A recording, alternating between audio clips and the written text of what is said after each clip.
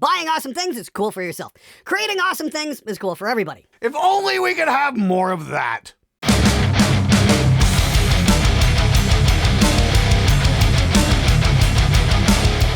Hey guys, it's Friday. That means it's time for SMG Viewers Comments, the show that's about you, not about me. You got comments, you got questions. I want to hear from you. Leave a question below. I'll try and put it on the show if I think it's cool. Anyway, we've got a hell of an episode coming up right now, so buckle your seatbelts. Things are gonna get shouty.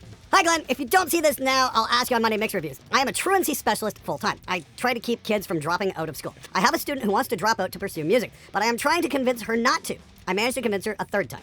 I was wondering if I could ask for your humble opinion on why it's not wise, so it will help her. I'm not asking you to talk to her, I just want to show her a screenshot of the message. All right, you know what? I thought this was an extremely important question. I think it's very fitting for the time we're in. So I'm going to answer your question to you, but I'm going to answer it in front of the audience because I think everybody needs to hear this and maybe needs to give a little bit of thought to this one as well. So my simple question to you was, convince this girl to stay in school. Now, if this were 30 years ago, I'd be right on board with you. Like, absolutely stay in school, go all the way through, go out there, get a great job, have a successful life.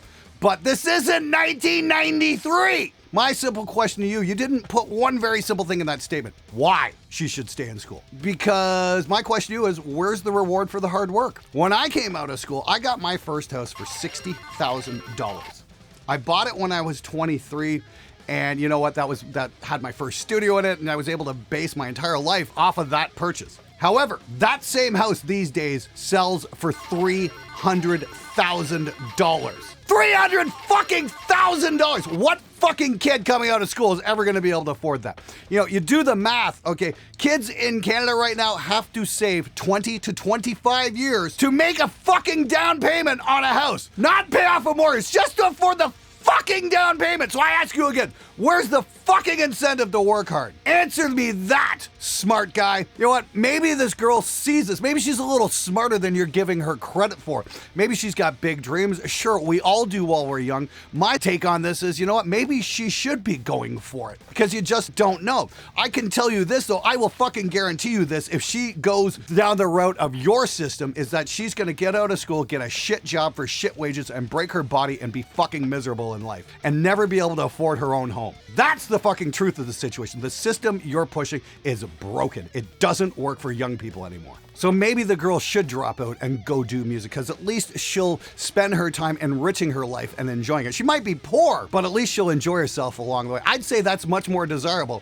than spending your life breaking your back and breaking your body to make somebody else rich. For what it's worth, the most successful person I know dropped out of school in 10th grade, and he's now the #1 keyboard repair guy in Los Angeles.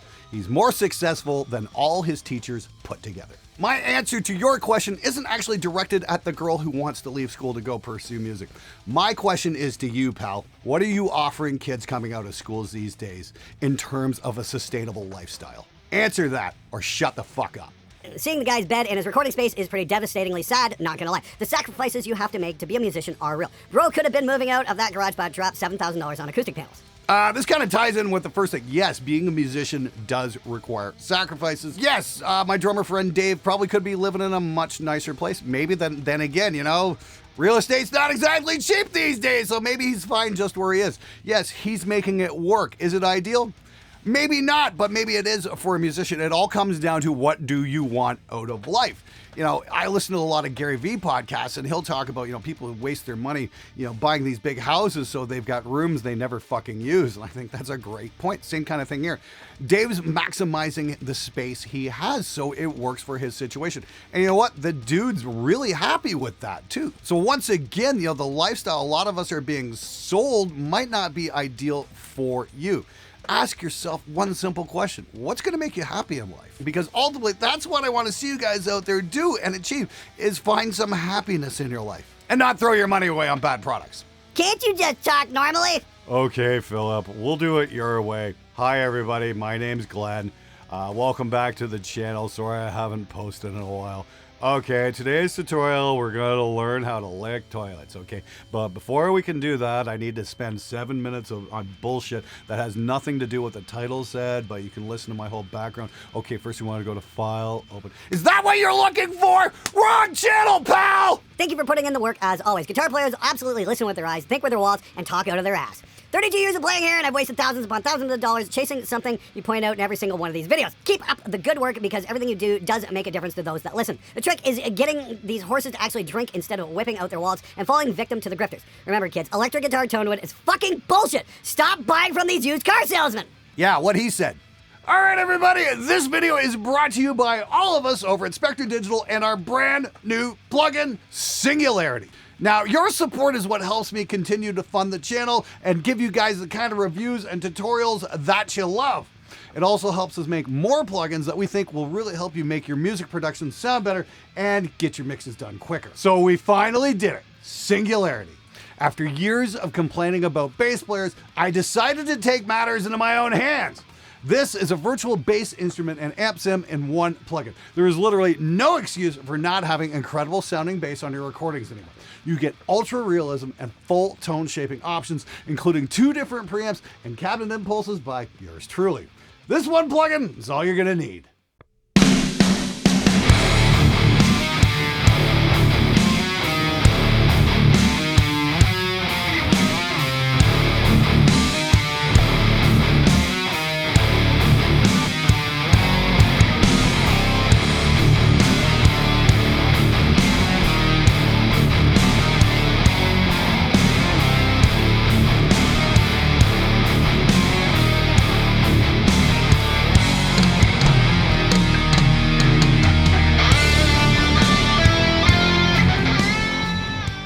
Guitar players, you finally won't need to re-record the bass parts anymore, because if your band has a rule number 2, then Singularity is custom made just for you. Whether you're at the demo stage or at the critical stage of making an album, if your bass player just can't deliver the goods, then Singularity is going to rock your production.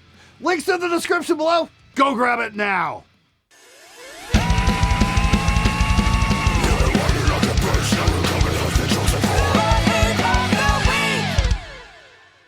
Kempers are great. I can't take this guy with his mouth open and every thumbnail serious. He'll say anything for money. Oh, you're absolutely right. Pay me enough, I will definitely fucking push every single product I can find, because you guys will buy anything. Yeah. This is dog shit! Just like in that Harley Benton review. Oh yeah, they fucking paid me so much, and you know, I gave it such a glowing review.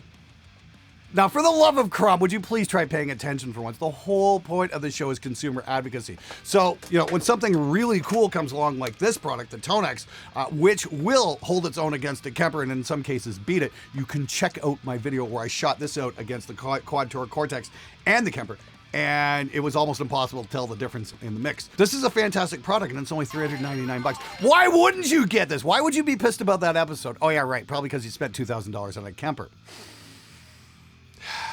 Purchase validation really is a thing, guys. Don't be a sucker for it. You're not paying for the name, you're paying for a guitar that's still largely built by hand in the USA. The feel and experience of Gibson is a significant cut above other brands. People say PRS is as good, but I play low-end ones and they're all vary quite a bit in quality. I played 1K SE Guitar Center last week and it had a grounding issue as well. If you have a problem, get it fixed or replaced under warranty, just like about every other brand. Oh, I'm sorry. Let me read that back one more time to make sure I got that straight. The feel and experience of Gibson is a significant cut above the other brands.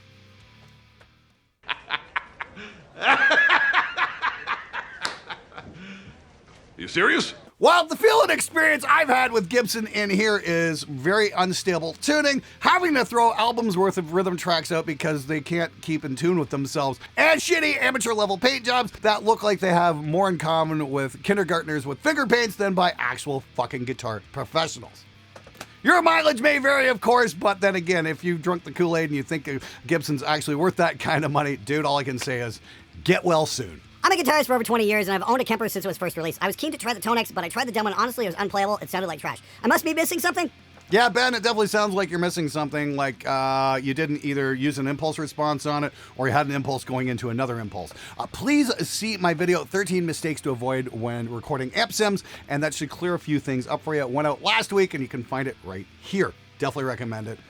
Good luck, dude. I used to have a stack of those crappy Behringer cabs you mentioned. I thought I hated all my amps and kept trying effects to make them sound good. I later ended up with a Marshall MF350 Mode 4 and matching oversized cab. I tried all my amps through the Marshall cab, and suddenly they sounded great. The Behringer cabs got sold. Yeah, I heard through the grapevine that those Mode 4 cabs actually came loaded with vintage 30s, so that probably explains why your amp suddenly sounded so much better.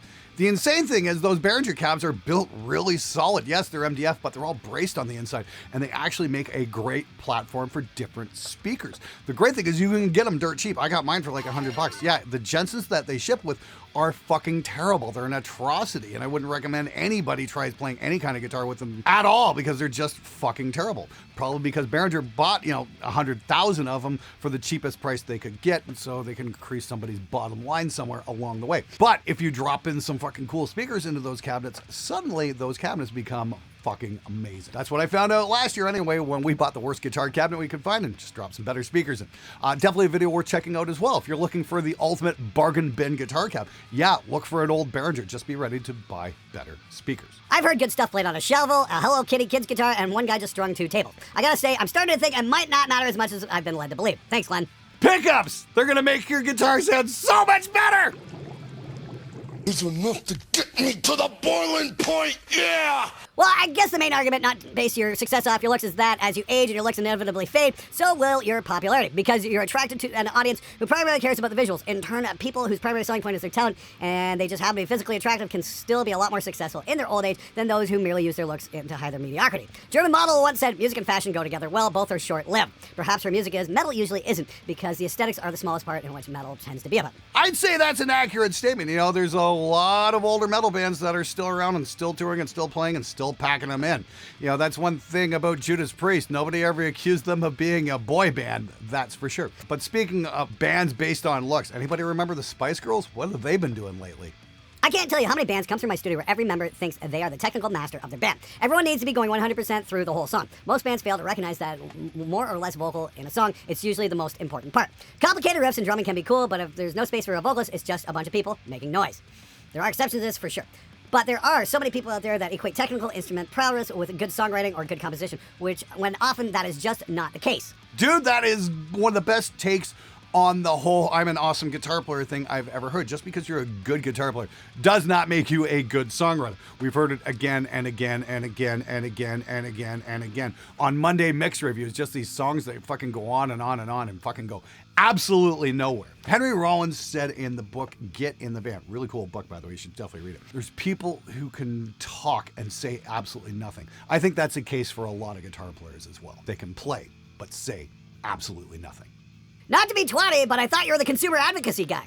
This is going back on the $7,500 worth of acoustic treatment in the room. First and foremost, I'd like to say that nothing before the word but means anything.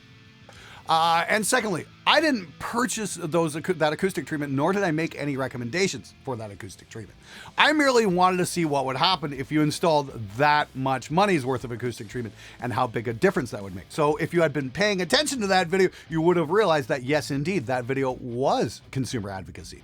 Nobody paid me to make that video. Nobody paid me to say anything. I merely shot the video and showed you the before and after and left the judgment up to you. I'm sorry the underlying metaphor there was a little too subtle for you to grab. I'd highly recommend that you stop sniffing glue in the future. Might just help you grasp the concept of the video just a little bit better. I can tell you it's remarkably harder to tune drums by ear in an untreated room in my experience. As a drummer, being able to play in a dry space feels and sounds so much better. Yes, again, going back on the drum room acoustic video, I'll have a link for that at the end of this one as well. It's a really cool video, and a lot of people are saying, oh, the snare's tuned different. Yes, that's because it's exactly what this guy said. Much harder to tune a snare drum in an untreated room. Now, is it worth $7,000 in acoustic treatment? Maybe not. Of course, then again, I do have a video on how to build your own acoustic treatment for about $40 a panel. It's pretty easy to do. You just got to put in the time and make sure you wear long sleeves and gloves. Guitar players, we believe in tone wood because companies told us to. We believe in pickups because companies told us to. We believe solid state sucks because companies told us to. We believe expensive is better because companies told us to. Musicians, myself included, can be truly gullible. Guilty as charged. All right, everybody, that's it for this episode. Thanks again for watching. Make sure to stop off at Spectre Digital and check out the new Singularity bass instrument. It's in the pre-release stage, so if you want to check that out, I'll have a link for that in the description below. Once again, be sure to check out my 13 mistakes to avoid when recording Amp Sims video. It's going to clear up a lot of issues for you guys and help you get better results. It's definitely an episode you don't want to miss. Anyway, thanks so much for watching. Have an amazing weekend. Now get out there and let's make some great music together.